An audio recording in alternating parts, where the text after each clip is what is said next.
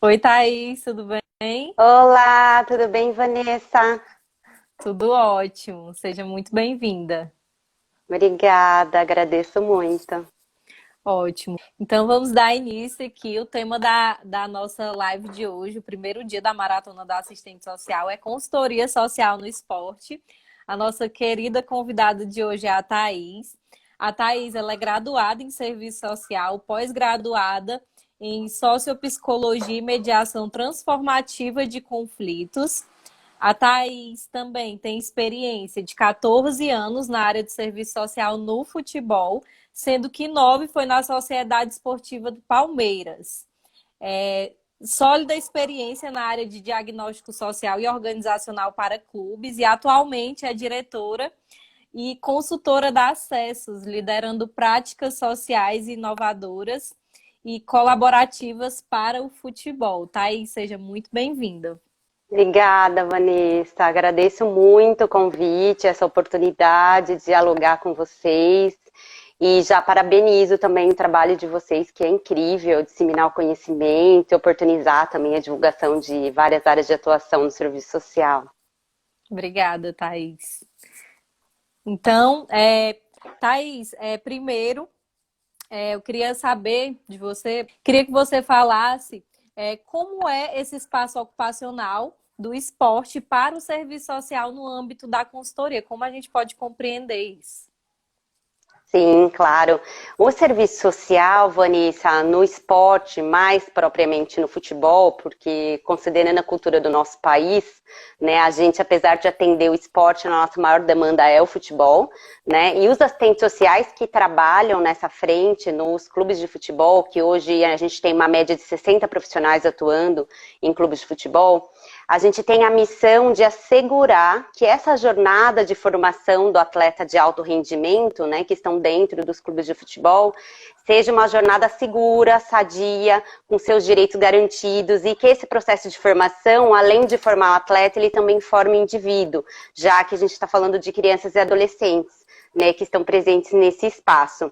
E com relação à consultoria, que é o trabalho que a Acessos faz, a gente desenvolve um processo de capacitação de profissionais que atuam nesse mercado.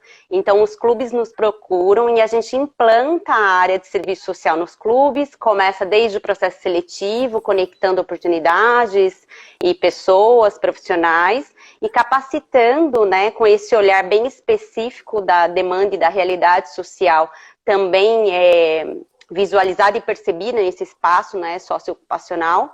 E, além disso, a gente entrega ferramentas, instrumentais, alinha metodologia, alinha programas e projetos sociais de acordo, claro, com a demanda do cliente que a gente considera, né? As pessoas que estão ali presentes, profissionais, as áreas de atuação, o território que aquele clube pertence. Então, é Sim. isso. É um trabalho bem amplo. Sim, muito amplo e tem ganhado muito espaço, Vanessa, tem ganhado bastante espaço nos últimos anos e, na minha opinião, por dois motivos. O primeiro é legislação, né, por conta das legislações que regem o mercado.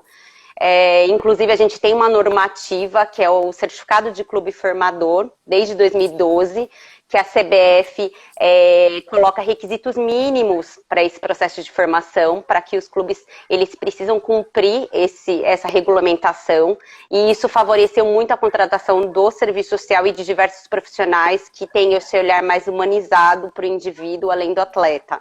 E a segunda coisa que também cooperou, né, para a contratação de profissionais nessa área, tem a ver com a profissionalização do mercado. Então, hoje os profissionais estão mais capacitados, mais conscientes, né, dessa formação que a gente chama de formação integral, né, que é formar o indivíduo pensando na realidade social dele, pensando na sua família, pensando no território, pensando em todos esses aspectos do desenvolvimento. Com certeza. Aspectos que envolvem a formação cidadã também, né? A visão não é somente do atleta como aquele atleta o melhor que vai vencer todas as competições, tem todo um contexto social que envolve essa conjuntura, né? Aí que entra a consultoria social como tão necessária nessa área. Exatamente, Vanessa, exatamente. Até porque em qualquer espaço, né, a gente sente o reflexo da desigualdade, das Sim. injustiças sociais, né, das desproteções das famílias. Então, no futebol não é diferente, né? Nesse espaço a gente atende vários atletas, meninos e meninas, né, em desenvolvimento e que têm suas famílias pertencentes a essa realidade. Né? Então, reflexo disso tudo tem demandas sociais que precisam ser assistidas, precisam ser articuladas e precisam de intervenções para que sejam realmente garantidos direitos. Thaís, eu queria saber também sobre a questão do público-alvo da consultoria. Qual é o público-alvo? Quem é atingido pela consultoria social? Quem nos contrata são clubes de futebol e projetos sociais que têm um fundo, uma base ligada no esporte, né? Então, são pessoas jurídicas, né, que nos contratam com a intenção de reformular ou de implantar a área do serviço social.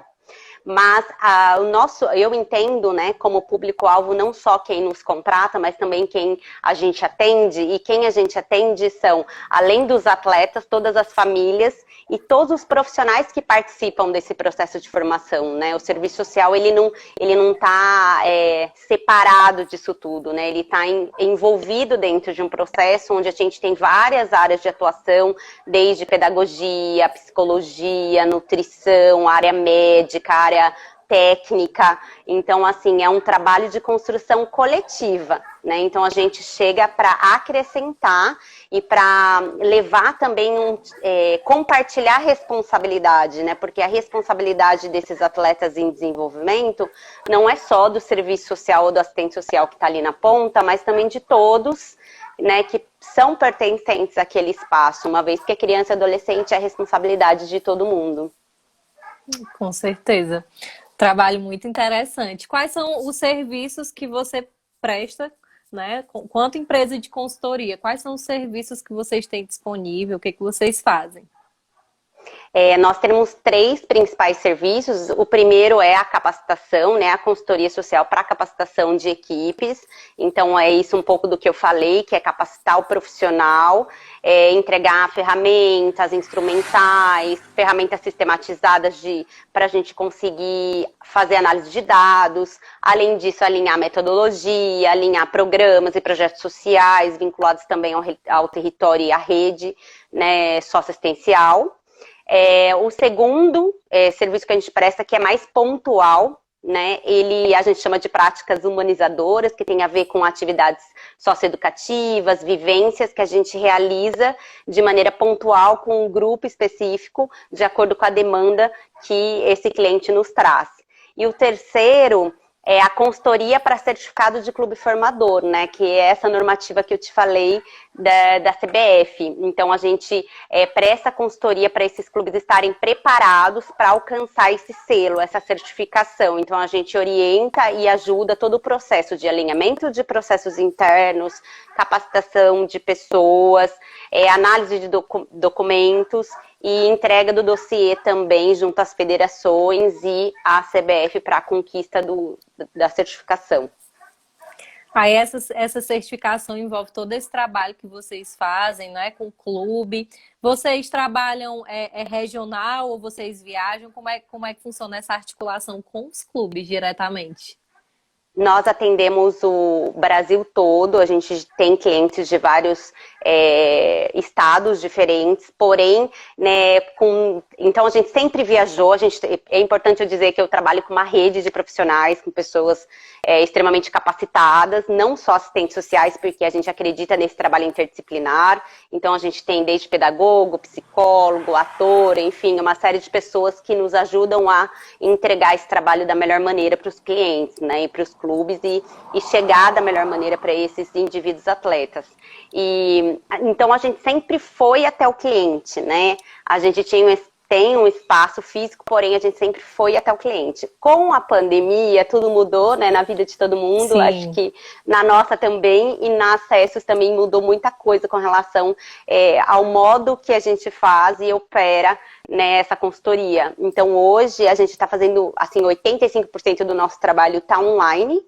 né? Então a gente tem 2 clientes que a gente vai ainda no presencial, mas a maioria deles optaram por manter no online por conta, né, desses protocolos de segurança. Então, a pandemia afetou diretamente vocês nesse sentido, né? Sim, diretamente em vários aspectos, não só no modo de trabalho, mas a gente também teve suspensão de contratos, contratos cancelados, como aconteceu com diversos mercados, né? Eu acho que isso atingiu a vida, né, de várias empresas e de várias pessoas, mas tem voltado, esse movimento tem voltado bem por conta de ser um trabalho que a gente considera essencial, né, para esse mercado. Thaís, e vamos falar de dificuldades, de facilidades. Quais as dificuldades que você encontrou, que encontra, né? Você já tem uma longa jornada nesse mercado. Quais são as dificuldades, as facilidades que você encontra? Se você puder citar 3 dificuldades, 3 facilidades aqui para a gente entender um pouco mais. Claro, eu vou começar pelas facilidades, né, que é mais gostoso de falar. E, assim, como consultoria, uma das vantagens, vamos dizer assim, né, pontos positivos que eu entendo, é que a gente tem voz ativa dentro do processo, porque quando o clube, o projeto, eles nos contratam, como a gente é uma consultoria, eles já têm a imagem, né, que a gente vai orientar, efetuar um diagnóstico social e a partir dali a gente vai ter um plano de ação. Então a gente tem voz ativa nesse processo, né, diferente de muitas vezes como profissional seletista dentro do clube, os assistentes sociais, eu sei porque eu já fui assistente social antes de ser consultora e também tenho N colegas, né, assistentes sociais que estão nessa frente, que é uma batalha, que é uma luta, que é uma militância, não é simples, né, é um trabalho bonito, mas é um trabalho cheio de desafios e geralmente esses profissionais têm muita dificuldade, às vezes, de serem escutados, né, por conta de que nós estamos ali para dizer o que tem que ser feito, né, então a gente está ali para dizer a melhor maneira que tem que ser organizado esse alojamento, como que tem que ser garantido o processo de saúde, como que tem que ser feito, realizado, né, o acompanhamento escolar, como que a gente vai garantir a convivência familiar mesmo que esses atletas estejam morando longe. Então, uma vantagem que eu vejo como consultora é a voz ativa no processo, né, não deixando de lado esse desafio que eu sei que são de todos os colegas que estão à frente desse processo. Outra vantagem que eu encontro, né, como consultora é que a gente pode desenvolver o trabalho também com a nossa metodologia, né, da maneira que a gente acredita, né, então aqui como equipe a gente passa às vezes dias, muitas horas, né, do ano planejando e pensando no melhor modo que a gente quer operar e como a gente tem, né, essa vantagem de ser consultor, a gente pode operar desse modo, do nosso modo, que a gente acredita, né? Levando em consideração a sensibilidade, as práticas humanizadoras, levando em consideração aquele indivíduo de fato que está à frente do processo e que para a gente é o mais importante. Aí, com relação aos desafios. Os desafios, o primeiro deles, que é algo que me inquieta e que me incomoda muito, porque nós, como uma empresa, né, privada, que atende um mercado que é privado, ainda atendemos clubes que têm recurso, né, não só tem a consciência da intenção do trabalho, mas ele também tem recurso para pagar o nosso trabalho. E, infelizmente, a gente sabe que a maior parte dos clubes sem recurso e que tem menor expressão são os clubes onde a gente tem maior vulnerabilidade, maior risco e desproteção. Né? Então, assim, o quanto que eu tenho pensado em maneiras, né, enfim, formatos de financiamento, o que a gente vai ter que fazer como coletivo para alcançar esses clubes e essas vidas que não estão sendo assistidas. Esse, para mim, é o maior desafio. E o segundo maior desafio é que ainda temos clientes não conscientes, né? Ainda não consciente no sentido de levar em consideração só a formação profissional. Então, às vezes é um pouco difícil articular, né, mediar essa relação dentro do clube com todos os profissionais, porque ainda a gente se depara com gestores e com profissionais que realmente focam somente na formação esportiva, deixando de lado a vida desses meninos, né, que são tão importantes, né, e que estão numa fase extremamente importante da vida deles. E que precisam de toda a atenção, de todo o cuidado, né? São crianças que estão ali vivendo um Exatamente. sonho, porque para esses atletas chegar, né, até ao nível do profissionalismo em si, né, a fama também, que envolve muito o futebol, a fama, eu acredito que é algo que mexe muito com a cabeça desses jovens, dessas crianças, da família também, deve ser um desafio e tanto para vocês. Enorme, Vanessa, muito grande, porque você falou muito bem que assim é um sonho, né? Até porque a mídia vende isso e também a cultura do Sim, nosso país é pautada um pouco nesse sonho de que ser jogador de futebol vai resolver a vida da família, né? É um status, é a busca da ascensão social, né, e ascensão financeira, e tudo isso é um sonho, mas esse sonho, né, ele pode se tornar um grande problema, né, uma frustração muito sim, grande, porque hoje os dados, assim, só para vocês terem uma ideia, é menos de 1% no ano de atletas que conseguem se profissionalizar. Então, assim, as chances, né, dele não alcançar esse objetivo profissional é muito grande, né? Então, a gente tem que conscientizá-los, não só eles, mas as famílias também que carregam esse sonho junto com essas crianças e adolescentes, né? Não deixar de sonhar, a gente não está lá para tirar o sonho de ninguém, mas para a gente ter o pé no chão e entender que, né, o estudo, a vida social, a vida cultural, a vida com a família, ela não pode deixar de existir nesse processo de formação, porque ele pode ser que ele tenha que desenvolver uma outra profissão futuramente. Nem tão futuramente, às vezes brevemente. Thaís, você falou sobre legislação, né? Que a legislação ela traz essa questão da formação para o atleta, essa atenção social. Como é que funciona essa formação do atleta como um todo, esse processo do atleta entrar no clube? Qual é o processo que ele passa? Como é esse processo? Queria entender. Sim, geralmente ele passa por um processo de avaliação, né, que são as famosas peneiras, então os atletas que às vezes ainda são crianças, têm 11, 12 anos, eles fazem 14, né, enfim, fazem um processo de avaliação, e aí se eles passam nesse processo de avaliação, ele passa a fazer parte, né, da categoria, né, daquela categoria seria a faixa etária, então tem a categoria do sub-11, sub-14, sub-15, 17, e aí ele passa a fazer parte daquele grupo. E a partir daquele momento, ele vai ter que residir no clube. Isso se ele for de uma outra cidade. Então, vamos supor, a gente tem um clube em São Paulo, que é o Palmeiras, ou o Corinthians, ou São Paulo. E o menino vem lá da Bahia, e ele faz um teste aqui, né, no Corinthians. E aí ele passou. Aí o que vai acontecer? Ele vai ter que mudar e residir no clube.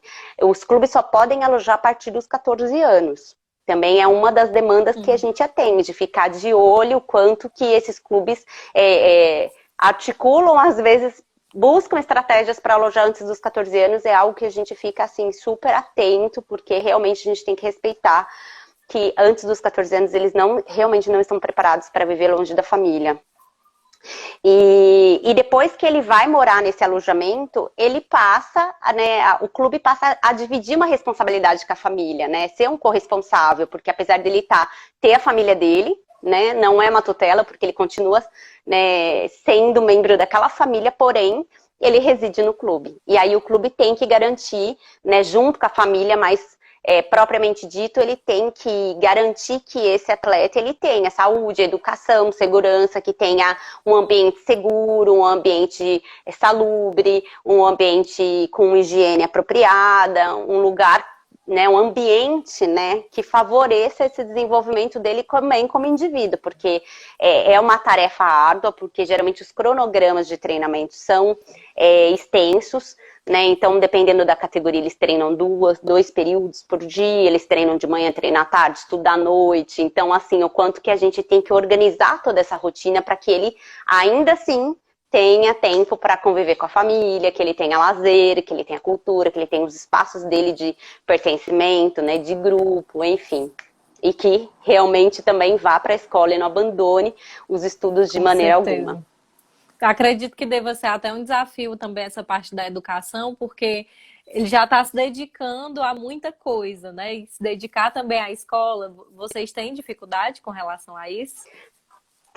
Tem muita dificuldade, é um trabalho árduo, né, de formiga às vezes, porque também existem alguns paradigmas, né, tem algumas frases, né, que vão sendo repetidas, assim, a gente já ouviu muito, ainda ouve menos, mas a gente ainda ouve frases como, para ser jogador de futebol não precisa estudar, né? Ou então, vamos priorizar o futebol, porque o futebol que tem que dar certo, né? E não faz sentido, né? Na verdade, o futebol, sim, pode ser importante, isso pode fazer parte do projeto de vida e profissão dele, porém, ele não vai poder deixar os estudos, né? Isso é uma questão legal, é um direito, e a gente conscientiza não só a família, o clube, mas também aquele atleta, que é um menino que às vezes ele tá sonhando e que na cabeça dele, poxa, pra que eu vou ter que estudar, né? Eu vou ser jogador de futebol.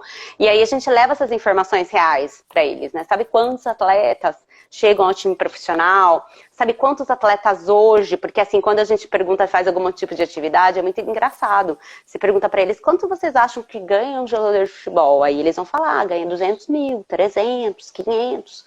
Não, deixa eu te explicar, é menos de 1% que ganha. É acima de 200, 300 mil. Né? A maioria, mais de 80% dos atletas registrados hoje no Brasil ganham menos de R$ 1.000. É um salário mínimo.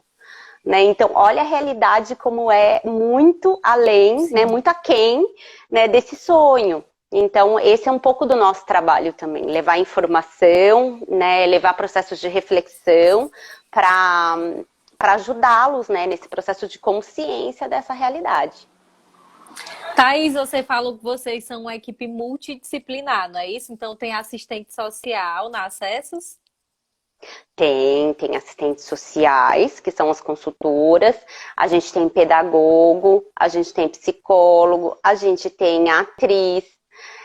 Então a gente fala que a gente é uma rede de profissionais, porque a gente trabalha com diversos profissionais de maneira autônoma, porque esses profissionais vão atuar em nossos clientes de acordo com o projeto. Então a gente vai até o cliente que acabou de contratar a gente vai fazer um diagnóstico junto com esse clube e vai entender qual é o projeto necessário para aquela demanda. E aí, de acordo com esse projeto, a gente vai entender se naquele clube a gente vai precisar, né, da ação e da intervenção, da articulação de qual profissional. Né? Então a gente tem uma série de profissionais que ajudam, e inclusive a gente tem o suporte, né? Que eu não posso deixar de dizer que é a parte administrativa, que é a parte de programação, todo mundo que dá todo esse suporte para gente, né, que está à frente do processo. Thaís, é muito interessante porque, assim, nós assistentes sociais, nós não temos um embasamento na própria graduação, nem incentivo para sermos empreendedores, né? E acaba que você entrou em uma área não tão comum, né? Não tão fácil de ver assistentes sociais, inclusive não, assim, a gente não vê tanta gente falando sobre essa área, não é uma área que você vê fácil no serviço social. Serviço social a gente vê mais a parte da assistência, trabalho em rede pública, né? Uma vez ou outra em alguma empresa privada, mas no futebol, até uma pessoa comentou aqui, nossa, eu não sabia que tinha essa área, né? Serviço social no futebol. Mas se você for parar para pesquisar, porque eu parei e dei uma pesquisada, tem eventos que envolvem a área, tem muitos profissionais que discutem realmente essa importância da formação cidadã para o atleta, e é uma área que necessita muito dessa força dos assistentes sociais, né, dessa categoria, como uma profissão aí que intervém, que faz toda a diferença nesse processo para o atleta, para a família e para o clube. Porque mesmo os responsáveis, muitas vezes, não tendo a consciência e até o conhecimento técnico de entender o que a gente faz, o que representa o nosso trabalho, realmente é um trabalho de conscientização para que essas pessoas que não conhecem a profissão entendam o que a gente faz, né? Como a gente pode trabalhar, intervir, mas é algo que faz toda a diferença no processo para o jovem, para a família. É um trabalho maravilhoso. Ai, obrigada. Eu também acho, sou suspeita. Mas Suspeita assim, para falar. bem suspeita, mas assim, eu era da área de empresas, só para contextualizar um pouquinho. Eu, quando me formei, fui para a área de empresas. E um dia eu fui visitar uma amiga. No final de semana ela estava trabalhando num clube de futebol no interior e eu fui com ela, tal, para conhecer, e eu me apaixonei. Eu falei, nossa, o que faz uma assistente social no futebol? Eu também não sabia, não fazia ideia. Gera muita curiosidade. E eu sempre gostei de coisas diferentes, assim, novas e tal. E aí aquilo me deixou, sabe, elaborando mil ideias. E aí logo depois eu tive a oportunidade de iniciar o trabalho em 2006 no Palmeiras, que foi uma mega oportunidade, porque é um clube Sim.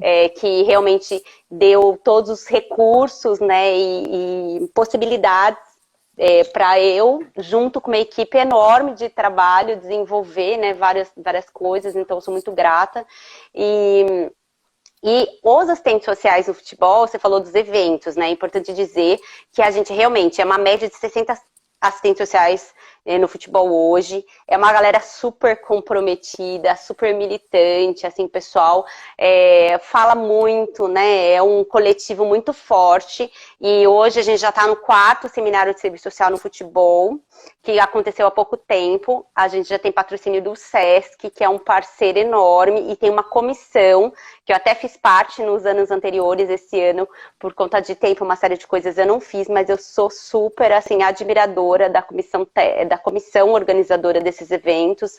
E como, por conta da pandemia, esse ano, esse evento do SESC, ele foi SESC Interlagos. Quem tiver curiosidade pode procurar no Facebook, que ele foi gravado.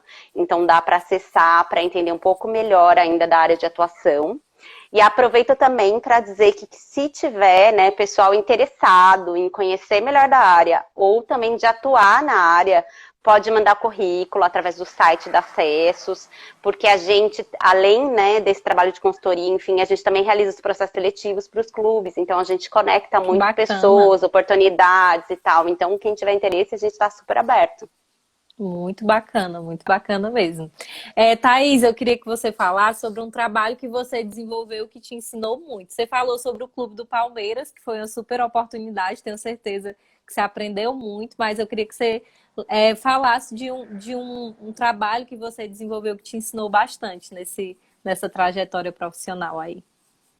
Ai, são muitos, é até difícil escolher um deles, mas eu vou falar assim que um trabalho que geralmente eu adoro fazer, que eu gosto muito, porque eu gosto de processos assim, que você chega, faz o diagnóstico, você entende a demanda e depois de um tempo de trabalho você consegue enxergar a transformação. Para mim isso assim, me motiva muito e me move.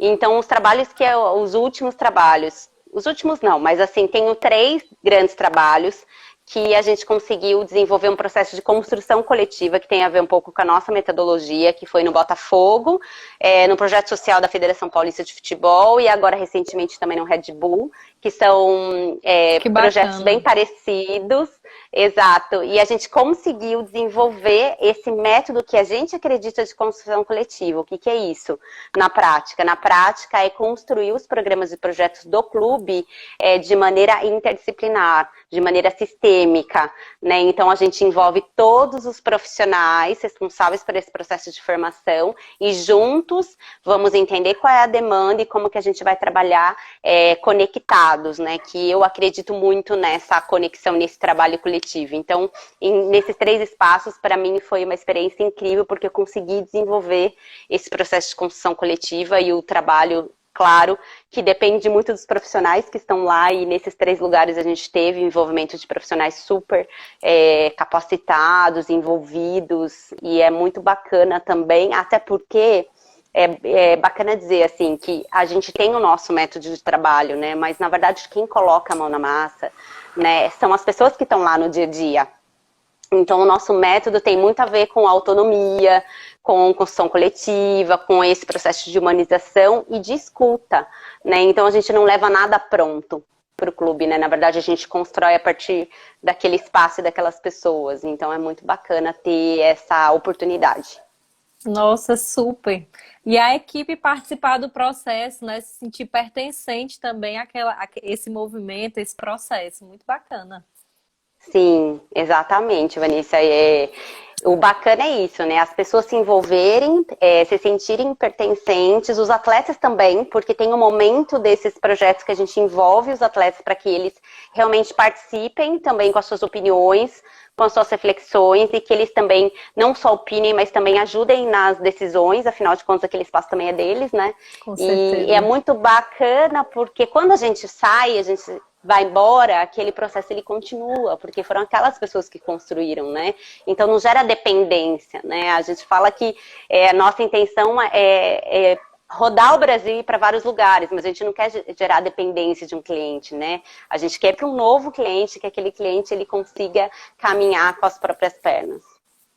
Bacana, Thaís. Como conseguir conhecimentos para adentrar nessa área com consistência? Eu diria que, em primeiro lugar, acho que tem que gostar de esporte, né? Tem que ser apaixonado por essa dinâmica do Com esporte, né? Do certeza. futebol, enfim. Em segundo, eu acho que hoje a gente não tem muitos referenciais, né? A gente não tem livro, a gente não é ainda uma área segmentada, não existe serviço social no futebol propriamente dito, mas a gente tem muitas experiências, muitos profissionais com N histórias de muitos anos de experiência. Então, eu indicaria fazer pesquisas, né, que vai encontrar material da Silvana Trevisan, da Regiane, de uma série de profissionais que também estão no mercado, além de nós. Tem uma galera muito capacitada e profissional, e tem esses eventos do SESC que são gravados e que acontecem a cada 2 anos e que são mega eventos, né? Então dá para entender um pouco do contexto geral, né, da atuação do profissional. E aí, depois disso, eu acho que é articular, participar dos movimentos, que a gente está em vários movimentos de luta aí. E aí, acho que profissionais que tenham esse interesse podem começar a participar, né, desses espaços. Pode também se conectar com a gente, porque a gente também conhece e sabe das vagas, né, desse espaço. E é isso. Muito bacana, Thaís. E realmente, você não encontra muita coisa, mas se você entrar no Facebook e pesquisar serviço social no esporte, que foi o que eu fiz, vai aparecer a página do Sesc, do Facebook, com o evento. Tem lá os vídeos, estão tudo no Facebook também. E é muito bacana. Eu vi Exatamente. nesse evento deles, até uma pessoa comentou, porque eu assisti a live e também vi algumas pessoas comentando do lado, e tinha pais de atletas assistindo o evento e comentando. Nossa, que legal, não sabia que o trabalho era desenvolvido dessa forma. Legal, tô acompanhando, meu filho está inserido, e é muito bacana porque vocês conseguem envolver a família também.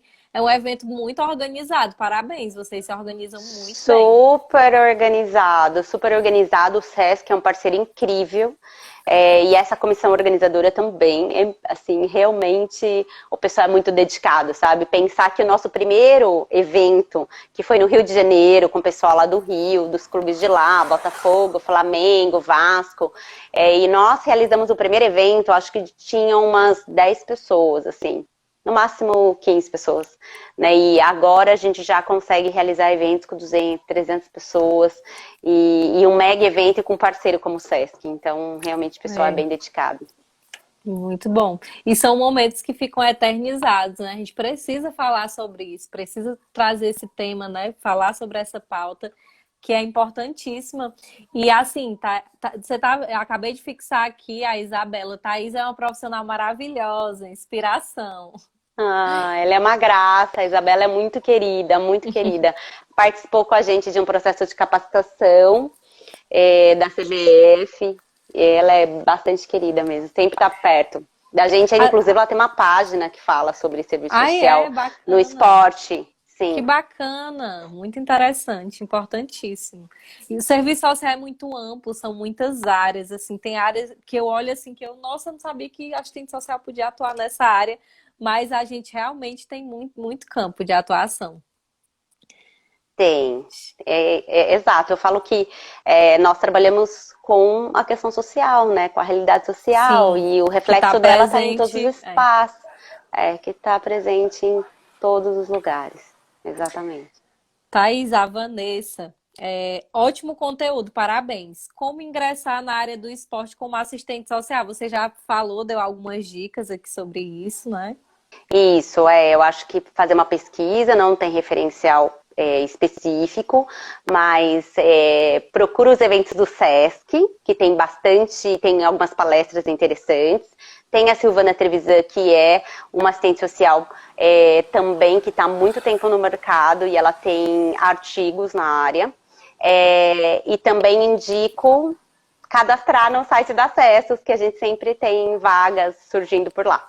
Maravilha. Ela quer compreender o papel do assistente social no esporte. Se você puder falar um pouquinho sobre isso. Uhum. Cacau, né? Isso.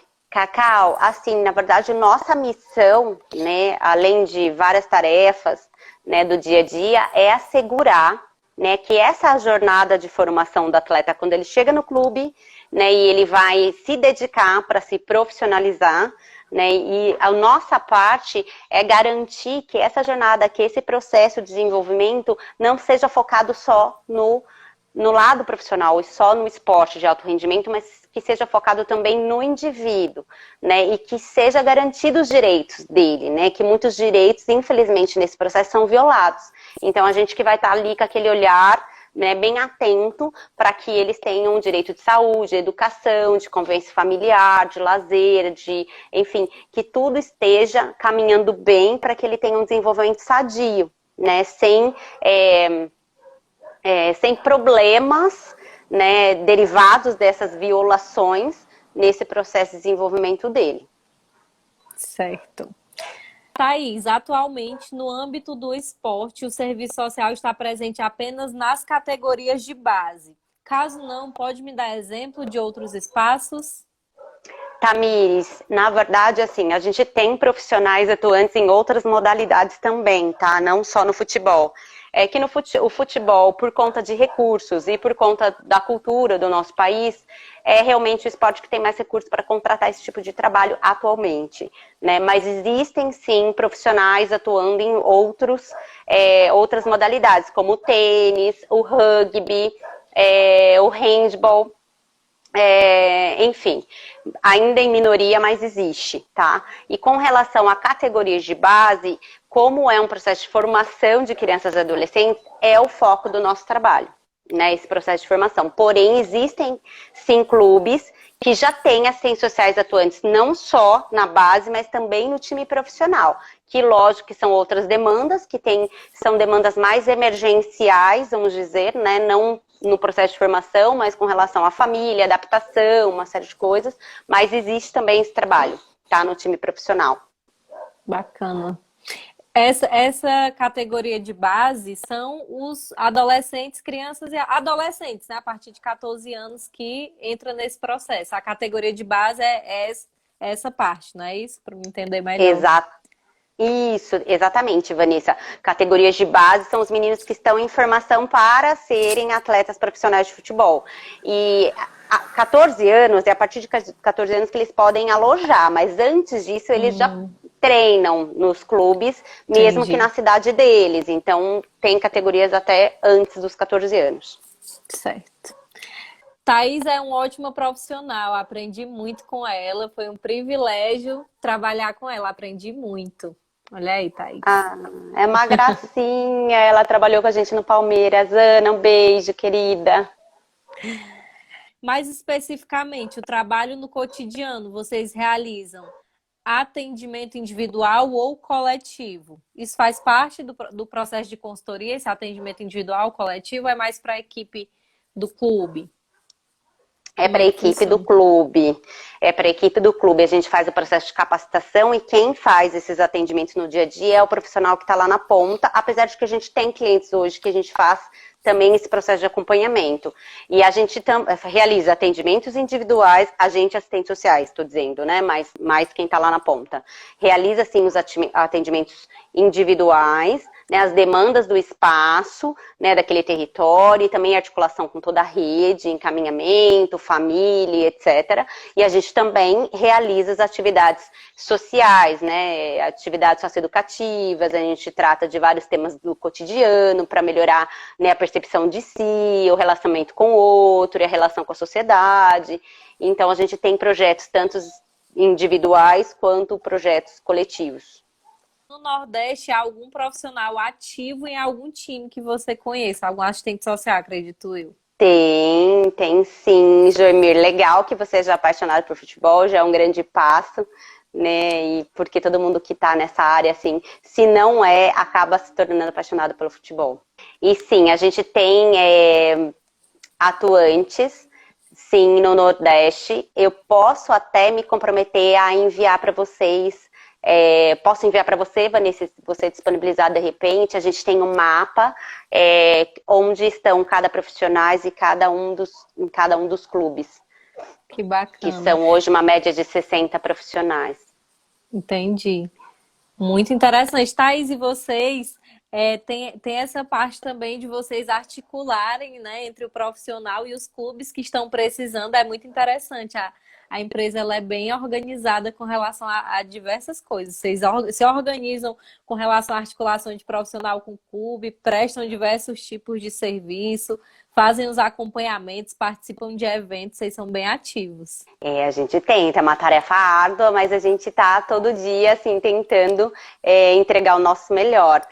Com relação a essa rede, né, a gente inclusive não cobra nada por esse serviço, né, a gente tem um banco de currículos de pessoas, a gente inclusive faz o possível para conhecer essas pessoas. E como a gente realiza os processos seletivos, né, em alguns clientes, às vezes tem 20 pessoas participando desse processo seletivo e uma pessoa que passa, mas a gente conhece todo mundo. E o nosso processo seletivo tem uma metodologia também, é uma vivência, e a gente conhece muito bem essas pessoas, né? E a gente entende que não deve ter sido à toa que a gente estava ali naquele lugar, conhecendo todas aquelas pessoas, então a gente mantém essas pessoas no nosso banco, e quando um outro cliente precisa, a gente lembra daquele perfil e conecta, né? A oportunidade, as pessoas, para a gente é uma satisfação poder fazer esse link. No Brasil existem instituições esportivas nas quais trabalhem com pessoas com deficiência.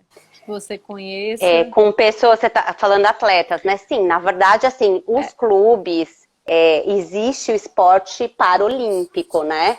E dentro do esporte paralímpico existe várias modalidades esportivas, né? E aí a gente pode dizer que existe o espaço, sim, para deficientes desenvolverem atividades esportivas focadas ou, enfim, né, na habilidade que aquela pessoa ela tem. Inclusive tem um centro maravilhoso em São Caetano, o Centro Paralímpico, que é gigante, enorme, tem diversas modalidades, e inclusive nós somos referência no Brasil, né, no esporte paralímpico.